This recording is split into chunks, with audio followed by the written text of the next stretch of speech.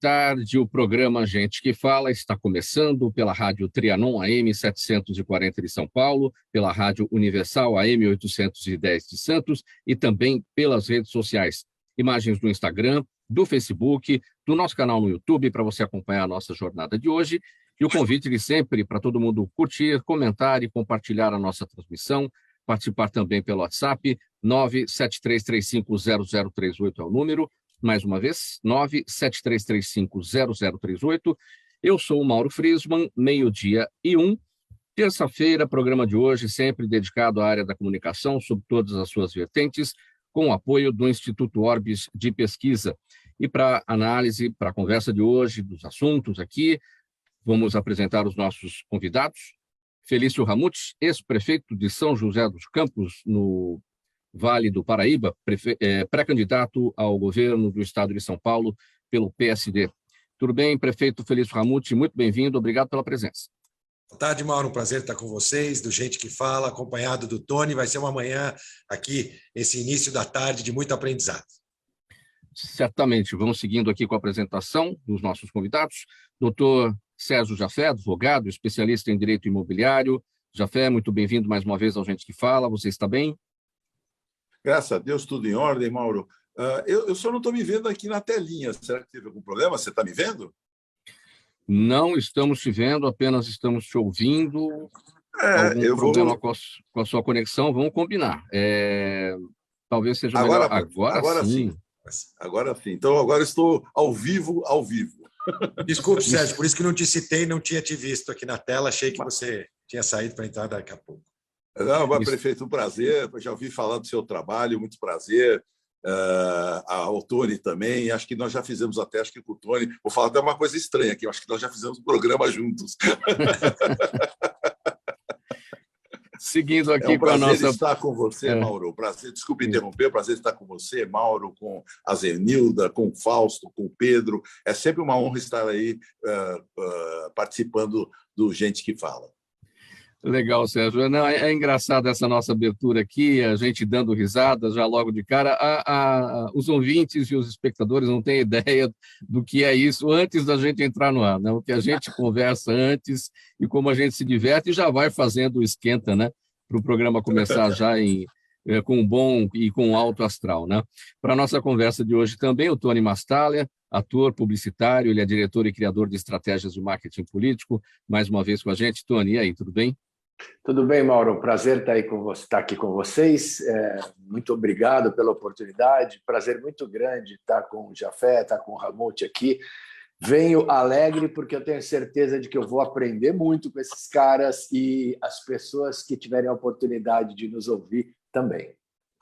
Vamos lá, será um aprendizado para todos, para nós aqui, também para a nossa audiência. E o nosso primeiro assunto, 12:04 agora, o governo vai colocar a partir de amanhã 3 bilhões e 200 milhões de reais na conta das prefeituras que poderão ser usados em plena campanha eleitoral. Isso só foi possível porque o Congresso criou uma nova modalidade de repasse de emendas que dribla as regras eleitorais e que já ficou conhecido como PIX orçamentário ou cheque em branco, e não será passível de fiscalização por nenhum órgão de controle, podendo bancar ações que vão desde a compra de bens públicos, como tratores e caminhões de lixo, até a contratação de artistas que rendem publicidade para os políticos. Prefeito Felício Ramute, me permita chamá-lo de você e não de senhor, né, aqui na nossa informalidade. Como é que o senhor, ou como é que você entende tudo isso agora, esse PIX orçamentário? Qual que é a sua opinião a respeito? Olha, Mauro, mais uma forma de conseguir fazer com que se use recursos públicos no ano eleitoral. Eu costumo dizer, nas minhas entrevistas que tenho dado como pré-candidato ao governo de São Paulo, que esse é o ano estadual e nacional da inauguração da pedra fundamental, né?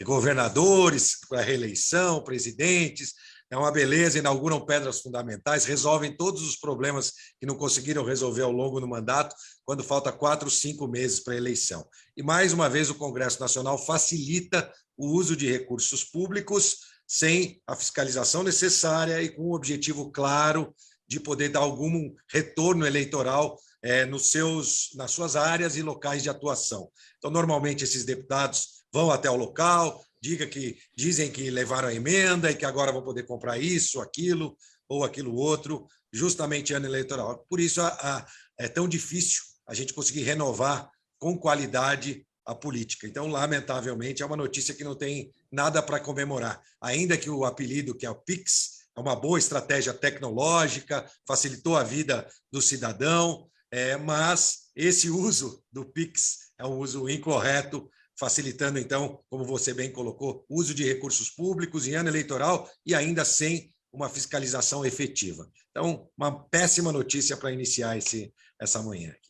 Prefeito Felício, só a indignação para a gente, diante dessas coisas, não basta, é preciso reação. O que a sociedade pode ter nas mãos num momento como esse? Porque o Congresso vem, toma uma medida como essa, os nossos representantes estão lá, votamos neles e ninguém espera esse tipo de situação. Olha, eu acho que exigir transparência, né? Porque esses municípios que receberam esses recursos vão precisar aplicá-los da forma correta. Então, exigir transparência, acessar os sites, buscar uma mobilização da sociedade civil, né? Neste momento que esse recurso já está na mão dos prefeitos, exigir que sejam bem aplicados. Eu lembro, e aí vou fazer uma referência à pandemia, quando a gente viu milhões e milhões e milhões de dinheiro, de recursos, inclusive, parte deles enviados pelo próprio governo federal, sendo aplicados naqueles hospitais provisórios, os hospitais de barracas, de campanha. Lá em São José dos Campos, por exemplo, eu tive a oportunidade de construir um hospital definitivo. Em 35 dias, hoje é um hospital infantil. Então, exija que o seu gestor do município aplique corretamente esses recursos para que isso se reverta em serviços públicos e não apenas em plataformas eleitorais. É o que resta ao cidadão. Sérgio Jafé, e veja só os números, né? Nós temos 513 deputados federais, 81 senadores, e olha, desses 513 deputados, 444, e dos 81 senadores, 58 decidiram enviar dinheiro pela modalidade PIX para as bases eleitorais, ou seja, é a maioria esmagadora, né? Infelizmente, bom, não dá muito para acrescentar depois da fala do prefeito, é excelente os esclarecimentos, né? Mas realmente sempre se dá um jeitinho, né, para desviar recursos do contribuinte, né, em que poderiam ser utilizados para a saúde, para a moradia, quer queira, quer não, esses valores são significativos, né? E, de repente, são jogados para um fundo eleitoral, para um uso eleitoral que praticamente não vai trazer benefícios para a sociedade. Eu acho que, como bem disse aí o prefeito, né, eu acho que tem que haver uma fiscalização, tem que haver uma auditoria para não correr no mesmo ralo que foram parar os recursos, muitos dos recursos, veja, muitos, tem prefeitos que souberam utilizar muito bem, tiveram governadores também, mas outros estão sob suspeita e sob investigação até hoje em relação aos recursos advindos do governo federal para o combate da pandemia. Que isso não se repita agora novamente, que os recursos sejam bem aplicados e bem transparentes para a população municipal, estadual e federal, para que todos nós saibamos onde foram parar esses recursos. Pois é, Tony Massaleira, eu falei aqui sobre a indignação que não basta, né? A gente precisa reagir, e esse é o ponto. Não é uma questão de não gastar o dinheiro, e a gente vê que tem dinheiro, né? Quando acontece esse tipo de coisa, a gente vê que tem dinheiro. A questão não é não gastar, é gastar até, mas gastar bem, gastar com o que precisa e fazer a devida prestação de contas. É triste ver coisas assim. O Jafé e o Ramute colocaram muito bem. Eu faço coro às ideias deles e às palavras deles, mas queria só complementar com o seguinte: triste ver isso, triste ver que o nosso legislativo muda a regra do jogo em pleno meio do jogo, no meio do jogo, com o jogo rolando. Interessante, não é, que nessas oportunidades assim não há nenhuma atitude ou um rompante de seriedade do nosso STF e de nenhum outro tribunal aí para fazer valer as leis, né? Interessante esse aspecto, a gente deve frisar isso. E, infelizmente, com muita tristeza, eu volto à lembrança do passado, onde uma coisa que ajudaria muito para não criar esse tipo de coisa seria não ter permitido reeleição, né? mas aí a história registra que determinado presidente acabou permitindo a reeleição, e para mim é muita tristeza, porque eu gostava muito dele, e hoje nós temos uma série de problemas causados com o atraso do nosso país. A mim resta dizer aos eleitores o seguinte: por favor, troquem os nomes, porque quem participa disso, boa intenção não tem. Então está na hora de nós trocarmos as pessoas, não está funcionando. Esse tipo de político que fez isso é uma frauda, você tem que trocar ele de tempos em tempos, senão fica complicado. 12h11, programa Gente que Fala, edição de terça-feira, com apoio do Instituto Orbis de Pesquisa. A gente vai seguir com mais um tema por aqui. O PSD confirmou no final de março o nome do ex-prefeito de São José dos Campos, Felício Ramute, que está aqui com a gente, como pré-candidato do partido ao governo do estado de São Paulo. O ex-prefeito Ramute pretende implementar muitas ações da sua gestão municipal em todas as regiões do estado. Segundo ele, seus principais focos serão a saúde, onde pretende aproveitar a infraestrutura existente para aumentar a oferta de serviços, a segurança, setor no qual usou câmeras e sistemas inteligentes com sucesso, e a geração de empregos, área em que São José dos Campos se tornou referência nacional. Qual é o principal desses pontos, prefeito Ramute? O que é assim, é até difícil eleger uma prioridade, né? Porque tudo é importante, né? Mas administrar é eleger prioridades, né? Qual é o primeiro ponto a ser observado? Sem dúvida, Mauro. Vou iniciar minha conversa aproveitando a sua frase, que é administrar e eleger prioridades. O que eu percebi é que, ao longo dos últimos anos, inverteram-se as prioridades no governo do estado de São Paulo. O governo que anunciou 52 bilhões de reais de superávit, e não é fruto de eficiência administrativa, trata-se do imposto inflacionário, os preços subiram, né? A arrecadação subiu, não só para estados, também para os municípios que recebem parte desse repasse. E, infelizmente, o distanciamento do governo das pessoas faz com que eles elejam prioridades erradas. Então, no estado mais rico da União, nós temos aí agora, por exemplo, na saúde, falta de aparelhos auditivos, faltas de medicamento de alto custo. Primeiro, na estrutura. Nós temos uma grande infraestrutura na saúde. Mas antes de eu falar específico da saúde, se me permite, eu vou só rapidamente pontuar os nossos 4 eixos de gestão. Primeiro, sim, é inovar para os velhos problemas, novas soluções. Não adianta ficar tentando sempre as mesmas soluções para os antigos problemas. Segundo, simplificar, tornar o dia a dia do cidadão mais simples e das empresas. O terceiro ponto, compartilhar recursos. O Estado, os municípios já têm uma grande infraestrutura disponível que pode ser melhor utilizada por todos. Nós estamos na era do compartilhamento de recursos. Essa geração não quer mais ter, ela quer poder usufruir das coisas, andar de veículos com aplicativos, ir para uma outra cidade, utilizar um apartamento compartilhado. A gente tem que compartilhar melhor os equipamentos que já existem. Vou dar um exemplo. Às vezes tem uma quadra de futebol de uma escola que não pode ser utilizada pelo esporte, mas que fica ociosa ali por um tempão. Então, é um exemplo simples do compartilhamento de recursos. Por fim, uma gestão aberta, que tem tudo a ver com o nosso início do papo, né? Uma gestão próxima das pessoas e depois transparente na prestação de contas. Na saúde, a gente pretende implantar exatamente isso, aproveitar os equipamentos públicos que já existem. Já existe uma grande rede de saúde, seja de hospitais filantrópicos ou dos hospitais próprios, que precisam ter contratos maiores. Lá, por exemplo, no Vale do Paraíba, nós temos o hospital ali de São José dos Campos, que está ocioso, a rede Luci Montoro, que faz um trabalho de excelência de recuperação das pessoas que têm algum acidente, mas que atende muito pouca gente, que também seus equipamentos públicos estão ociosos. Ampliar atendimento. Isso o político tradicional não gosta muito, porque não tem fita para cortar, não tem aquela coisa bacana. Nos medicamentos de alto custo, entregar na casa das pessoas. Hoje, o processo de medicamento de alto custo, para quem precisa, é um processo longo, complexo, todo feito com papel e lápis, lá, caneta e papel, e depois a pessoa vai buscar o seu medicamento e falta nas farmácias do município, mas que atendem a demanda do Estado. O Estado é quem fornece esses medicamentos. A gente quer entregar esses medicamentos na casa das pessoas. É gente que precisa de medicamento para o resto da vida, é um transplante de fígado e a pessoa precisa continuar tomando medicamento, ou uma doença degenerativa. É fácil de planejar e é fácil de fazer. Eu fiz isso em São José entregando fralda na casa das pessoas. Mauro, Tony, sabe o que aconteceu? Eu economizei 30% eu entregar fraldas geriátricas na casa, porque eu descobri a fraude da fralda. Né?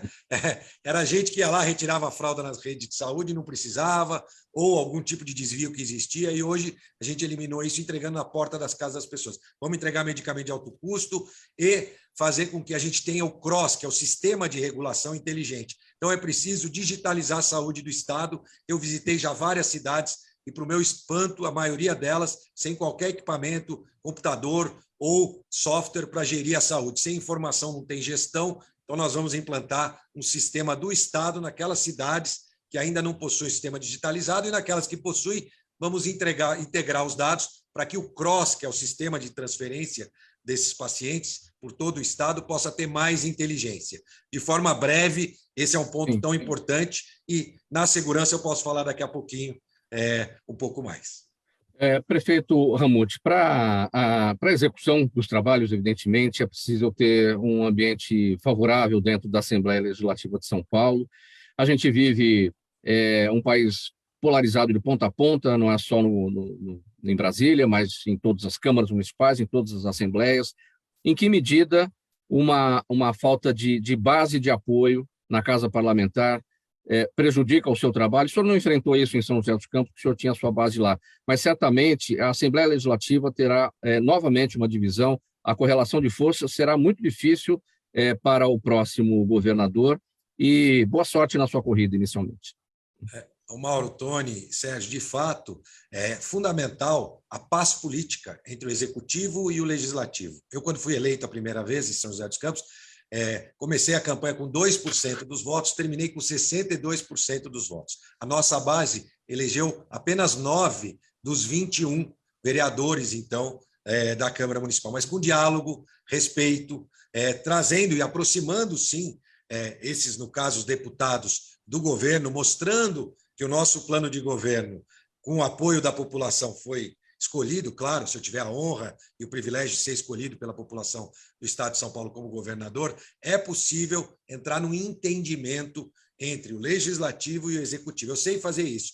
Essa é uma das diferenças. Eu tenho uma experiência no Executivo, ainda que venho da iniciativa privada, mas tive a oportunidade de ter experiência no Executivo e também praticar a boa política. Eu não acredito, Mauro, Sérgio, Tony, em velha política ou nova política. Eu acredito na boa política. Tem gente que faz há muito tempo política e pratica bem. E gente nova, que a gente viu eleitos aí nas últimas eleições, que só tem feito coisas ruins. Portanto, o fato de ser novo ou ter experiência não significa qualidade. Então, é possível, sim, ao ser eleito, ainda que não se tenha a maioria, aí sim chamar esses deputados para que a gente possa construir juntos um governo. Provavelmente, eu sendo eleito, não terei a maioria dos que me apoiam, mas essa construção pode ser feita num segundo momento, onde existe o diálogo, a conversa, e é possível, então, se construir um governo em conjunto. Eu acredito nisso, já fiz, e tenho certeza que é possível de fazer. Tony Mastaller, com o avanço aí da nossa democracia, com o amadurecimento do eleitor, ou parte, né, do eleitorado em relação às suas escolhas, né, você acha que a gente vai ter, nestas eleições, tanto no nível federal quanto nos níveis estaduais, um entendimento melhor do eleitor em relação a quem eles vão escolher para o executivo e também para o legislativo? Não adianta pensar que a gente vai ter salvador da pátria nem no governo nos estados e nem no governo federal.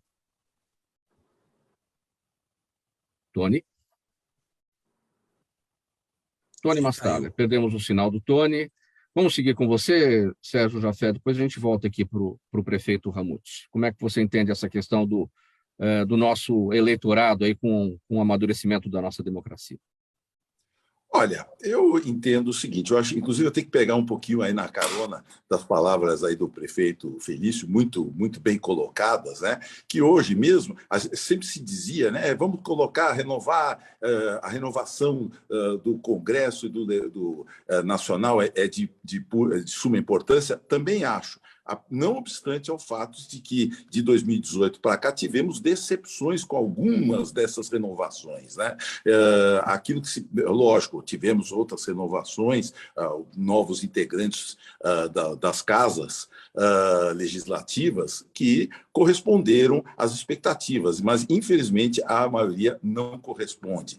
Infelizmente, o Brasil ainda é aquele país do toma lá e dá cá, apesar dos esforços, na minha opinião, posso estar até equivocada, de que em contrário do governo federal, que tem procurado atender estados, municípios, tem procurado reduzir impostos, mas que tem procurado, inclusive, a questão, o caminho das privatizações, ainda que tenha sido barrado pelo STF, ainda que nós temos, infelizmente, um Senado que tem deixado a desejar por conta do seu líder máximo. Então, para nós sempre resta uma esperança, né, com novas eleições, de renovação, de uma depurificação, uma depuração daqueles que estão aí. Mas você sabe que não é fácil. Então, eu acho que nós temos que trabalhar com o que nós temos para hoje, né? E que esperamos que as pessoas, por exemplo, caminhem, esses que vão nos representar, no sentido de trazer melhorias para a população que precisa disso, né? Em todos os sentidos. É o que eu vejo, assim, com um certo pessimismo e, ao mesmo tempo, com uma certa esperança. Pode ser até paradoxal, mas, infelizmente, é o que o Brasil tem mostrado ao longo dos anos. Não obstante ao fato que eu tenho sentido, da minha parte, uma certa seriedade do governo federal em reduzir impostos, no programa de privatizações, em continuar e terminar obras inacabadas e fazer novas obras. Eu acho que isso tem sido, ao meu ver, um saldo positivo, aliás, que há muitos anos não se via no país. Tony Mastaler, de volta, o mesmo questionamento, Tony, em relação ao eleitor. Eu quero pegar um gancho no que o Jafé falou, ele citou o termo depuração. Essa necessidade, de fato, da troca, da renovação, que também não é uma prática muito comum, não é uma tônica, não é o que a gente vê geralmente nas eleições parlamentares, uma grande renovação das casas, especialmente em Brasília, né? É verdade. Eu acho que, como o Jafé colocou muito bem, a gente tem a questão de novos decepcionando, mas novos também com sucesso, os com mais experiência, alguns, infelizmente, decepcionando, outros sendo com sucesso. Eu acho que esse faz parte do jogo, não é? Um jogo que cada vez mais tende a ficar observando, tende a ficar melhorando. Se a gente levar a grossíssimo modo, né? E agora eu vou ser cancelado nas redes sociais, mas vai lá. Um dos maiores eleitores mesmo do Bolsonaro foi o PT, por conta de que ele teve aquele problema dos escândalos todos e tudo mais e acabou, então, direcionando. Da mesma maneira que alguns analistas hoje observam e acreditam que uma boa parte do provável e possível sucesso do presidente Lula vai se creditar a desmandos do presidente Bolsonaro, que em suas atividades acabou desagregando um pouco com algumas opiniões muito radicais, muito tipo agora a questão de tirar a Anísia da Silveira do livro dos heróis e heroínas, coisas sem a menor necessidade de ser feitas, só que as pessoas olham. Eu conheço vários bolsonaristas que levantaram a mão e falaram, não, agora não, aí deu, aí é um limite. Se esse reles mortal conhece, imagina o que não teve por aí, por esse Brasil afora. Eu estou dando um exemplo. Então, na verdade, eu acho que as estratégias de campanha, eu tenho certeza, infelizmente, elas estão passando muito aquém da realidade. As pessoas estão se filiando por uma questão da dificuldade financeira hoje, se segurando em equipes menores e que já resolviam, mas eleição é uma coisa, quando está se fazendo um trabalho é outra coisa. Então, você vai ter o resultado dessa eleição, quando chegarmos em novembro, em todos os níveis, vai ser uma loucura muito esquisita, porque tem muita gente trabalhando muito, fazendo aqueles trajetos.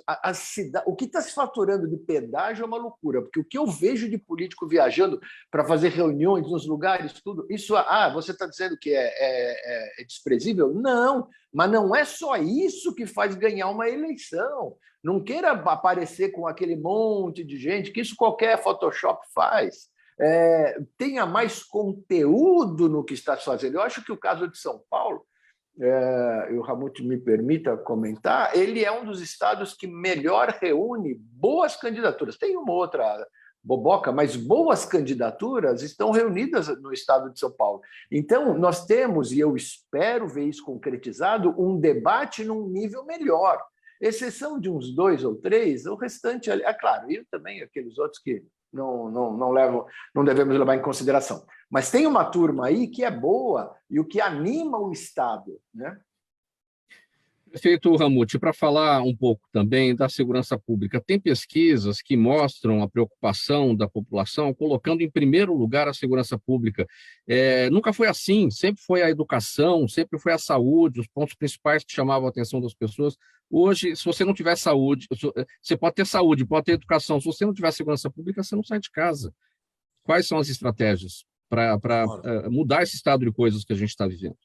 Eu vou contar um pouquinho lá de São José dos Campos. São José dos Campos fica na região mais violenta do estado de São Paulo, é o Vale do Paraíba. É a região mais violenta, o maior número de homicídios, latrocínios é ali. Mas a cidade de São José dos Campos, desde 2017, quando eu assumi, passou a investir na segurança pública em conjunto com o Estado. Na verdade, segurança pública é uma obrigação do Estado, mas os municípios podem e devem ajudar. Foi o que eu resolvi fazer e vou levar esse exemplo para fora. São José dos Campos 2020, entre as cidades acima de 500 mil habitantes, foi a mais segura do Brasil, por conta de uma série de ações. Primeira, integração das forças de segurança.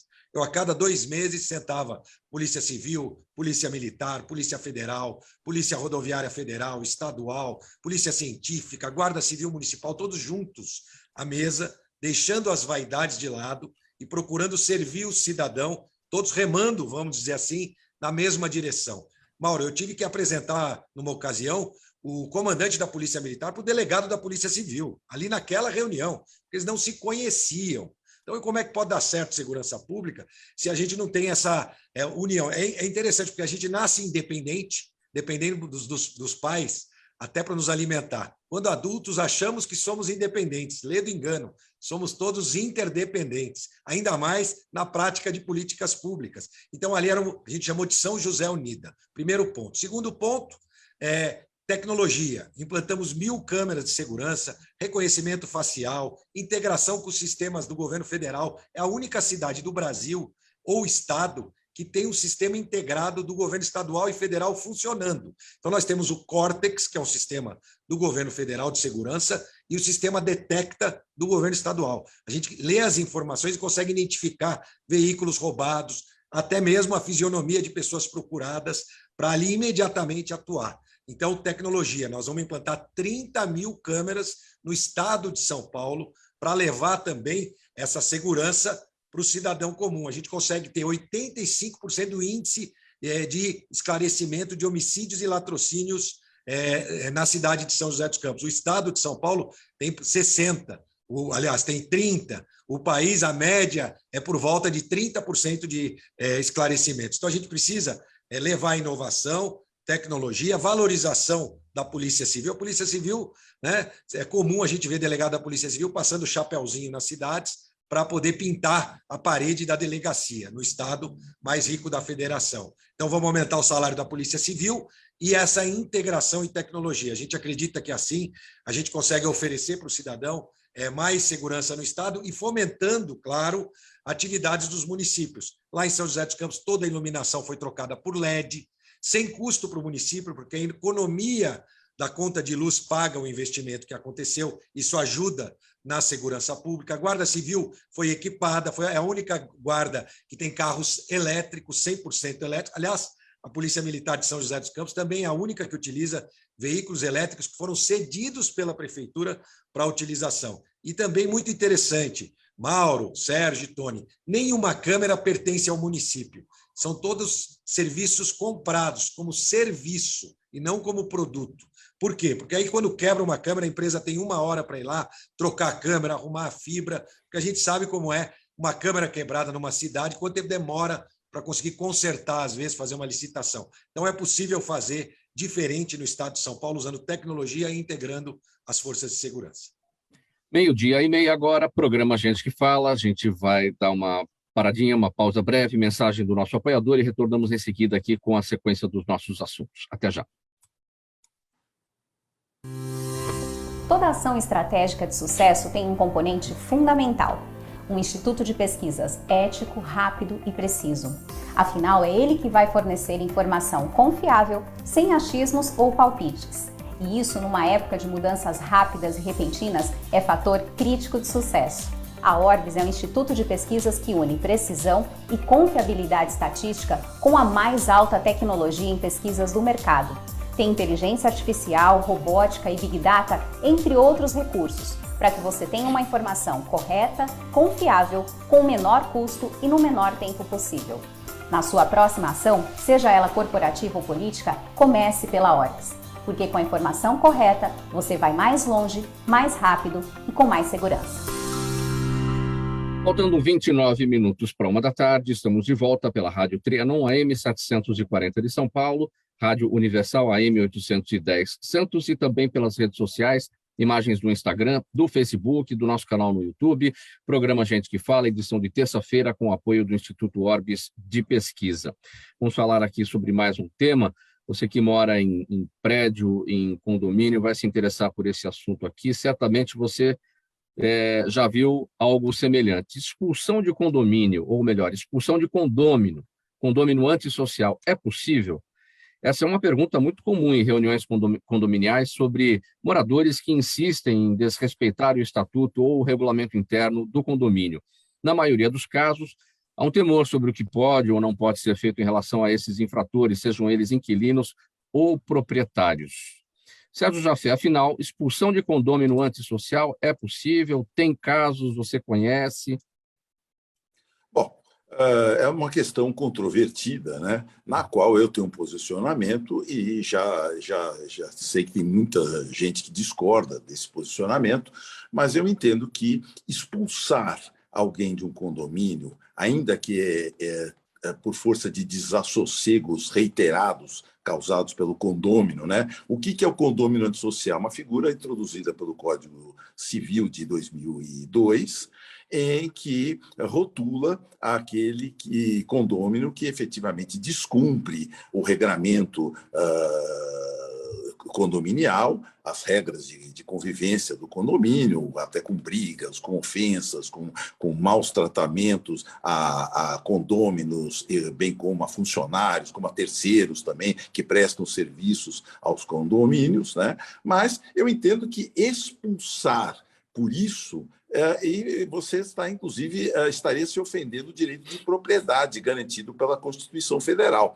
Então, qual é a forma de se coibir essas atitudes, essas práticas de inadimplir, de burlar, de ignorar o regramento condominial, os bons costumes, o tratamento com seus vizinhos? É a aplicação de multas reiteradas, onde o condômino vai sentir no bolso, e nada melhor que, na minha opinião, nos dias de hoje, como remédio, é quando a pessoa sente no bolso. E o próprio Código de 2002 criou mecanismos, né? Inclusive que nas práticas reiteradas permite a imputação de multa, logicamente arbitradas em assembleia, que pode ser reunida a toque de caixa, justamente para decidi-las, né?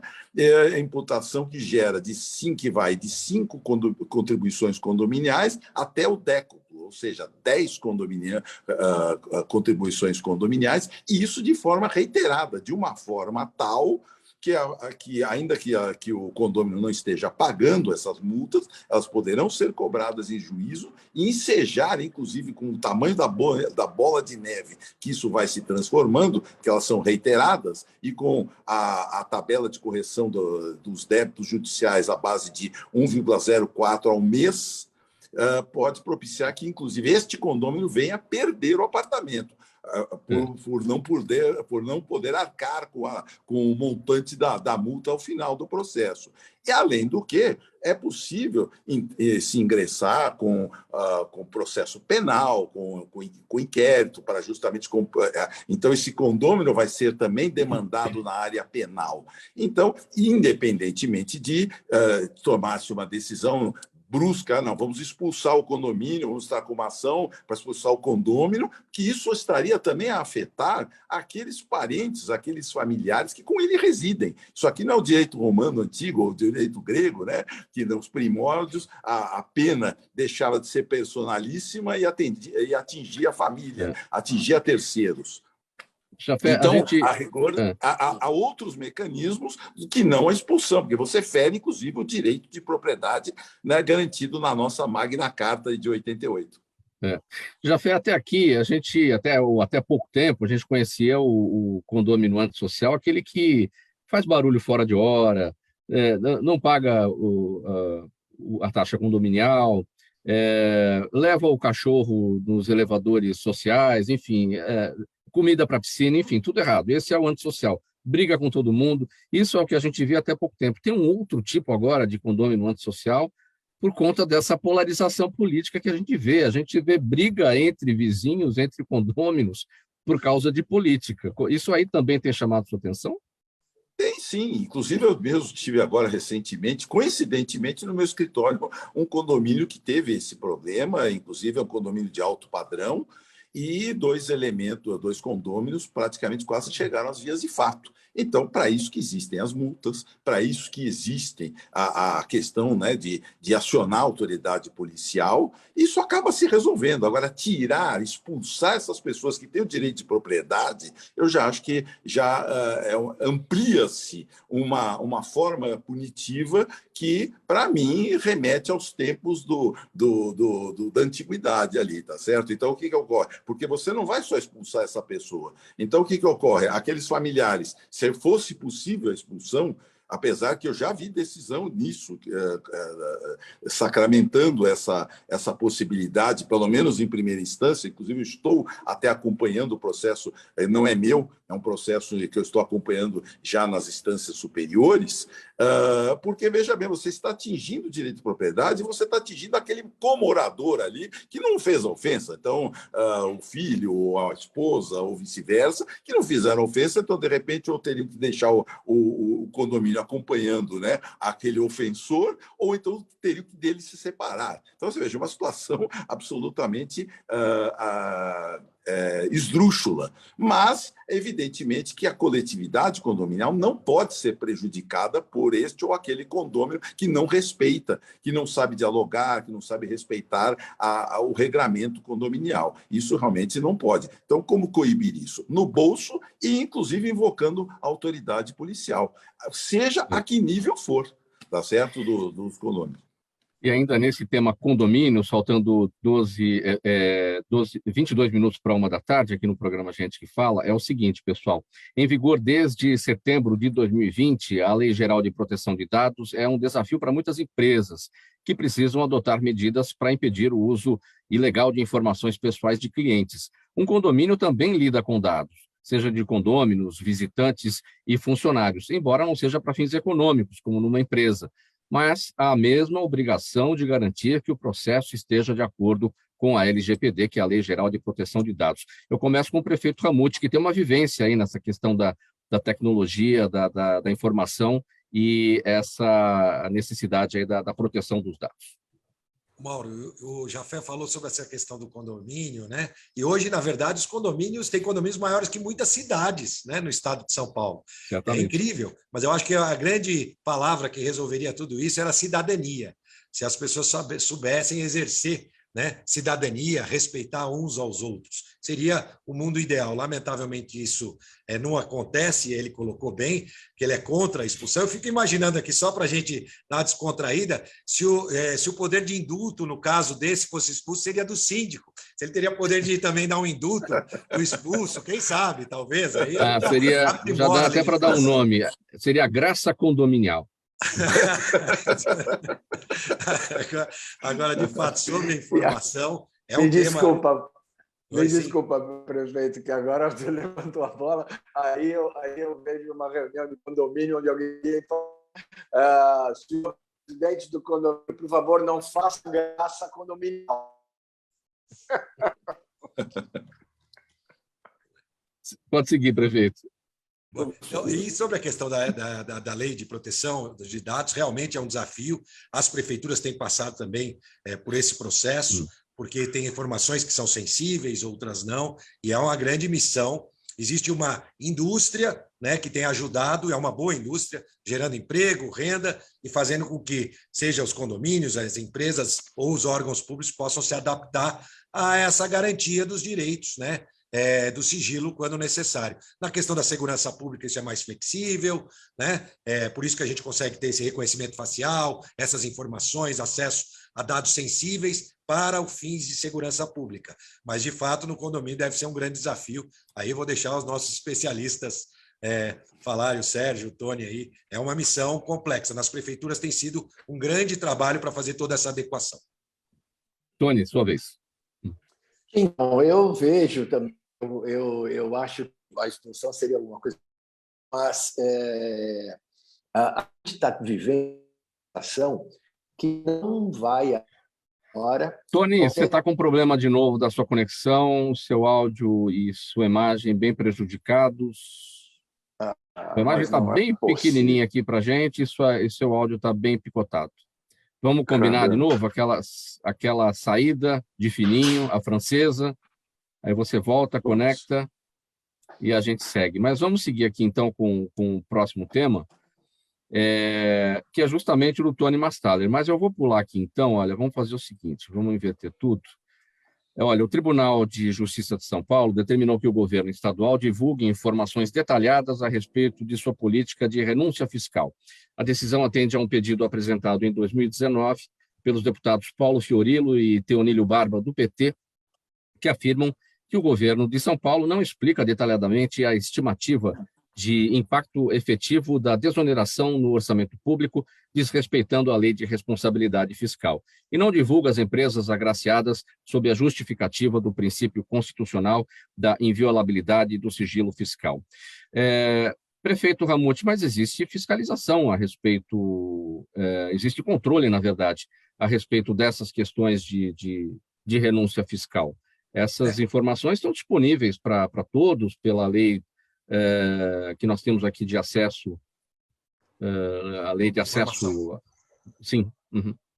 De acesso à informação, talvez o que eles querem é o detalhamento dos CNPJs envolvidos, valores, um pouco mais de transparência. Eu sempre vou ser a favor, quando é possível, poder deixar as informações ainda mais transparentes. Vou fazer um paralelo, a gente vive na saúde, por exemplo, na época do Covid, a gente sempre, e ainda temos, divulgados a quantidade de leitos disponíveis de UTI, leitos disponíveis de enfermaria. Por que não continuar fazendo isso e não aplicar isso para os outros leitos também, os leitos gerais do Estado, do poder público, da iniciativa privada, enfim, poderia ser também. Então, sempre que a gente tiver a oportunidade de ser mais transparente, melhor, desde que, aí o Sérgio pode nos ajudar, não fira, né, os direitos, como foi bem colocado pela resposta do governo de Estado, em relação a sigilos de informação, porque às vezes se associa isso a faturamento, né? Porque uma renúncia fiscal às vezes está associada a um percentual do faturamento.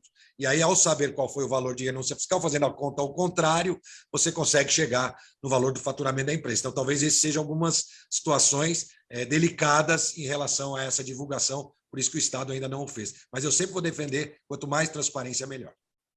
Quando a Justiça manda ao governo de São Paulo divulgar os dados sobre renúncias fiscais, é justamente respeitar aquilo que é dado sensível e que não pode ser demonstrado e aquilo que pode.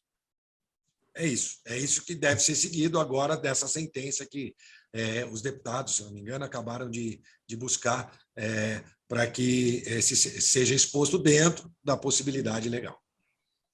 Tony, como é que está aí? Você voltou? Como é que está o seu áudio e vídeo? Vamos testar? Olha, eu já vi isso aqui desse jeito. Temos aqui dizendo que o meu sinal está razoável. Caminhando com as magias da tecnologia de informação. Eu espero que esteja tudo bem. Vamos lá. Vamos seguir, então. Pô, Você falava sobre a questão da LGPD e eu não lembro mais em que ponto a gente estava, mas sobre a questão dos condomínios também terem a necessidade de preservação desses dados. exato. Aí já é que, desse aspecto, eu vejo verdade. É impossível não se seguir uma estratégia e uma legislação dominante e correta para esse tipo de coisa, porque isso é o ouro atual e será o ouro futuro. Então, a gente tem que tomar os cuidados. Tony, vamos falar sobre o próximo tema. O seu sinal continua não muito legal, mas acho que dá para a gente seguir aqui. A campanha eleitoral que definirá os próximos inquilinos dos palácios do Planalto, lá em Brasília, e dos Bandeirantes aqui em São Paulo, nem começou. Mas a temporada de pesquisas de intenção de voto já foi aberta. Quase toda semana, algum instituto divulga uma pesquisa nova, e segundo o cientista político Rogério Schmidt, há um grande problema nas pesquisas divulgadas até agora, é que ninguém sabe quem serão de fato os candidatos, e as convenções partidárias que definirão os nomes da disputa acontecerão entre 20 de julho e 5 de agosto. E até lá será tudo suposição. E às vezes a mudança de uma única peça pode mudar totalmente o cenário do jogo. Como é que as pesquisas, então, devem trabalhar com essas indefinições, com essas indecisões, pelo fato de a gente não saber exatamente quem vai disputar ou não cada cargo? E isso também está dentro da regra do jogo, né? Os prazos ainda não chegaram e os partidos estão fazendo aí as suas definições, né, Tony? Exatamente. O que acontece? Pesquisa é fotografia do momento. Então, nesse momento, se existisse pessoas, aconteceria tal. Quando você não tem tal dessas pessoas, você tem um certo.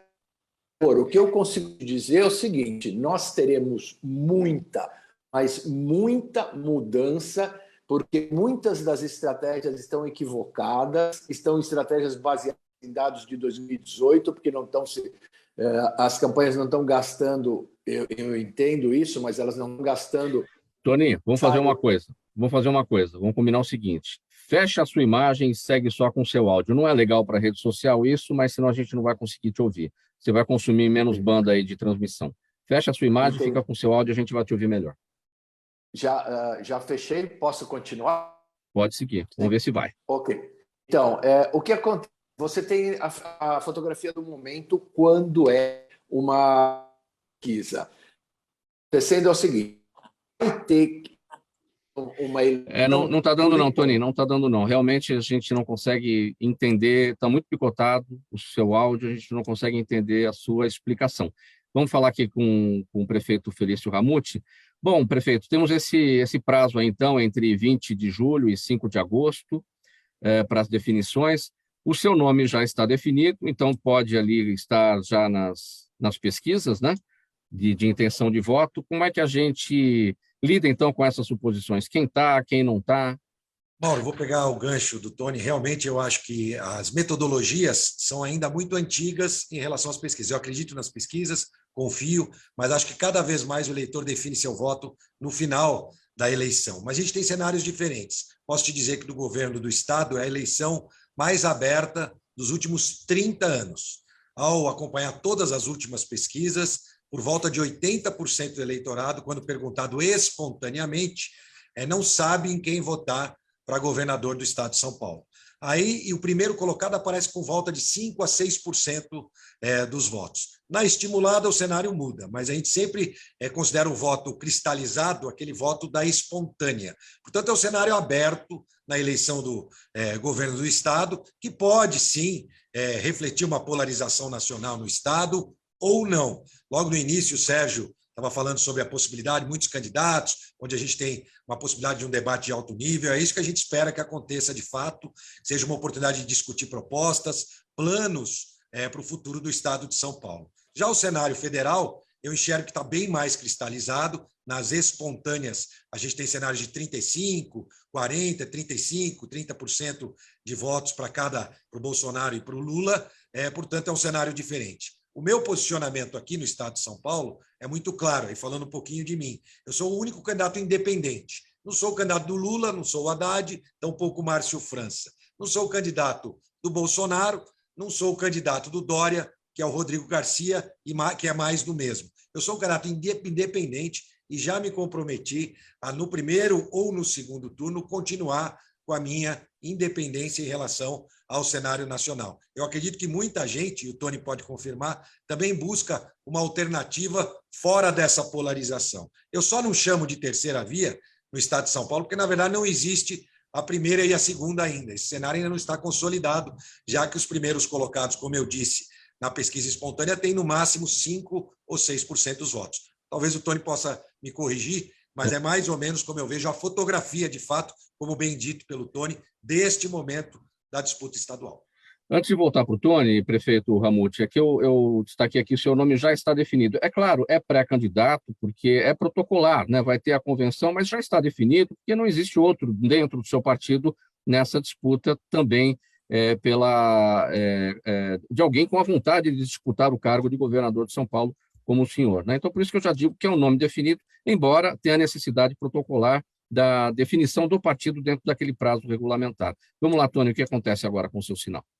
Na verdade, o que está acontecendo é exatamente o que o Ramute falou, não existe nada, está completamente aberto o governo do Estado de São Paulo e será uma eleição, isso eu fico um pouco triste, mas enfim, eu trabalho com estratégias e resultados. Será uma eleição por Ippon, por golpe do judô que derruba o cara no ato e acabou. Por quê? Porque são 45 dias de campanha.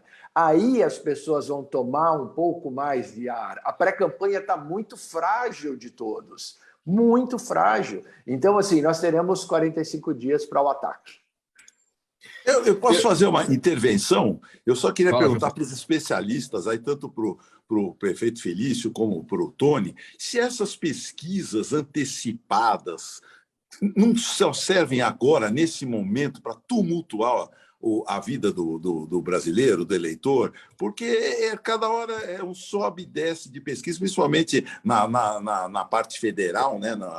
No campo federal. Eu acho que, na minha opinião, veja, de leigo, eu acho que isso não traz nenhum benefício neste momento. Eu acho que se as pesquisas começassem a se fazer a partir de julho, como bem os senhores colocaram, eu acho que aí sim você tem... Agora, fica esse sobe e desce com pesquisas absolutamente discrepantes, né? Com um dando 20% para outro dando 5% para outro, mesmo na esfera estadual. Eu acho que, na minha opinião, nesse momento, acho que não é produtivo. Eu gostaria de ouvir vocês. Desculpa, viu, Mauro? Eu estou Você rapidinho aqui, eu passo para o Tony para ele falar rapidinho. Eu gostaria, por favor. Primeiro, é importante dizer, viu, Sérgio, as pesquisas são ferramenta de todos os partidos. Eles já utilizam isso e sempre. Teve um aqui, o meu antigo partido, que até resolveu fazer pesquisa para escolher quem ia ser o candidato, dizendo, vamos ter terceira via, vamos apoiar o outro, vamos tirar o canal, que é um grande erro, porque política é política, pesquisa é pesquisa, discussão política é discussão de candidatura. Agora, pesquisa sempre foi ferramenta utilizada por todos os partidos. E o que eu vejo hoje, e muita gente coloca em descrédito as pesquisas, eu acredito nas pesquisas, mas a gente tem que olhar as pesquisas, o mesmo olhar que a gente olha hoje alguns veículos de imprensa. É claro, por exemplo, quando eu vou assistir a Jovem Pan, eu sei que ela tem uma tendência a apoiar determinado candidato. Pesquisa também tem tendência. A gente separa esse joio do trigo e segue o caminho. Agora, para as pessoas é mais difícil identificar isso nas pesquisas. Espera aí, essa pesquisa puxa a sardinha para quem? Deixa eu ver como é que ela puxa a margem de erro para quem? Mas sempre foram ferramentas. Eu acredito nas pesquisas, viu, Sérgio? E acredito nas urnas eletrônicas, que, aliás, foram concebidas na cidade de São José dos Campos. Tony. Eu acho que exatamente isso. Agora, Sérgio, a pesquisa é exatamente como um avião. Puxa, que maravilha, ela transporta pessoas, transporta remédios, coisa boa. Puxa, o avião está jogando bomba.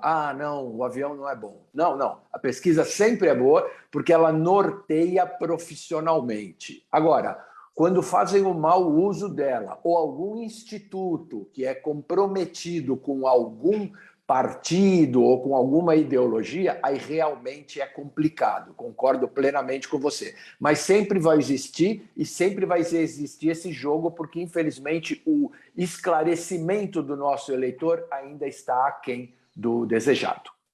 E tem um outro ponto, Tony, e até para o entendimento do Jafé também, Tony e prefeito Felício, existem as pesquisas que os partidos políticos fazem, as pesquisas tracking, que é um outro tipo de metodologia, e os partidos sabem exatamente o que está acontecendo. Quando aquele candidato que está atrás, ele quer colocar em descrédito uma determinada pesquisa, ele sabe que ele está sendo desleal. Ele sabe que o partido tem aquela pesquisa e que ele está atrás na pesquisa e que ele precisa agir diferente, geralmente para motivar a militância, para mostrar que geralmente não é aquilo, mas faz parte do jogo político. Então, aí acaba, né, causando uma bagunça e todo mundo achando que não, a pesquisa não vale nada, a pesquisa não funciona. Tem as pesquisas que não valem nada, que têm as suas tendências, tem as pesquisas que são muito sérias, evidentemente. Estou certo? Exato. Ou não? Certíssimo, e como dizíamos, o Instituto é quem vai determinar. Eu, infelizmente, tenho que citar aqui que um grande instituto, há poucos anos atrás, se teve que acabar com um departamento inteiro e seus responsáveis estão fora do Brasil por riscos de processo. Então, o que será que aconteceu ali, não é? Agora, procure sempre um bom instituto, que o caminho é bem melhor, mas é uma ferramenta imprescindível. Vamos lá, perguntas da nossa audiência, bem rapidamente para cada um. Sérgio, eu começo com você. Rosa Maria Mendes, no Instagram, pergunta quais são os limites para o famoso grupo de WhatsApp do prédio, do condomínio. Quem é que controla esses limites? Aqui, eu já saí do grupo de WhatsApp do condomínio, não dá. Realmente não tem limite, né? Porque você está lá dentro de um grupo em que, inadvertidamente, as pessoas vão estar, cada um em locais diferentes, e podem se encorajar a falar o que é bom e o que não é bom. Então, realmente, é difícil estabelecer esse limite. Lógico, o limite tem que haver o decoro, tem que haver o respeito, tem que haver um respeito às opiniões contrárias. Então, quando não há isso, realmente o grupo tem que se desfazer sob pena de eventuais rusgas virtuais passarem ao campo pessoal. Outra pergunta aqui para o prefeito Ramute, Rita de Cássia Oliva, está no Facebook, quer saber como é que andam as conversas com o PDT para uma possível chapa unindo a sua candidatura, prefeito Ramute, com a candidatura de Elvis César, ex-prefeito de Santana de Parnaíba, que foi do PSDB e hoje está no PDT, né? Foi comigo, né?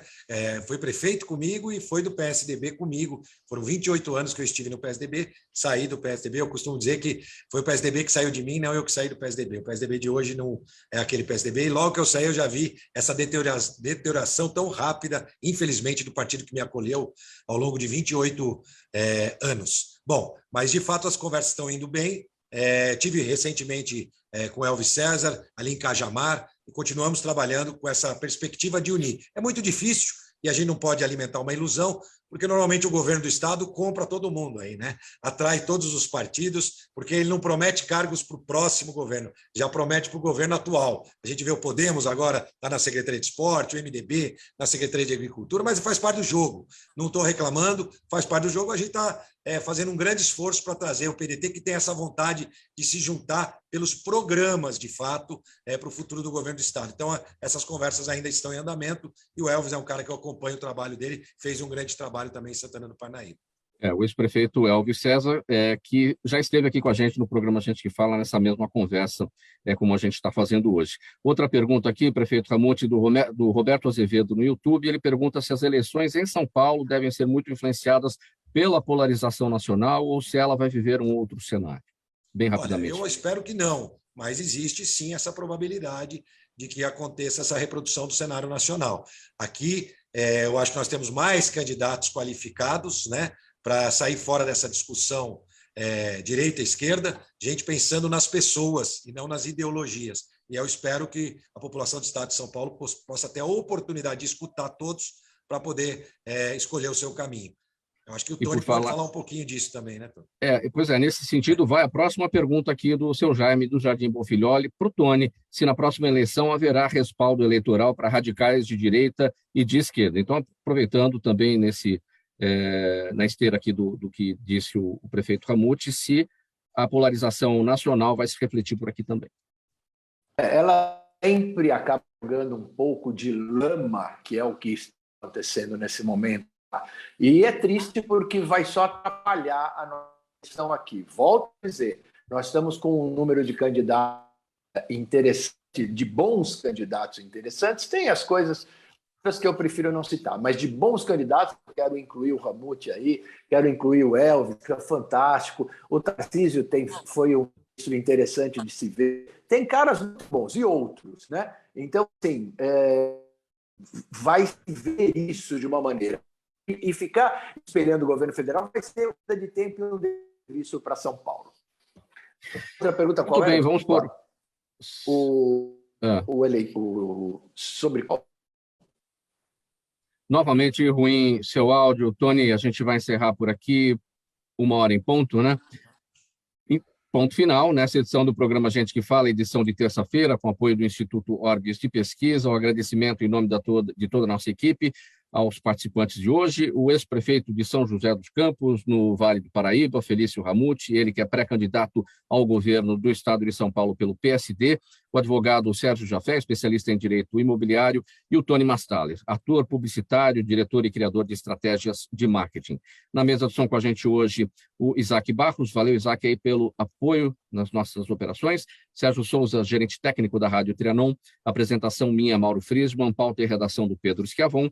Zenilda Salvato, nossa diretora de produção. Jornalista Fausto Camunha, nosso diretor-geral. E você, ouvinte, você, espectador, a razão da nossa presença aqui todos os dias. Musical Trianon na sequência, até às 18h. Depois tem o Radar Paulista com o Renato Albuquerque. E agora a Débora Mendonça vem com as informações do trânsito ao vivo aqui na capital paulista. 1h, 1 minuto. Obrigado pela audiência. Tchau. Até amanhã.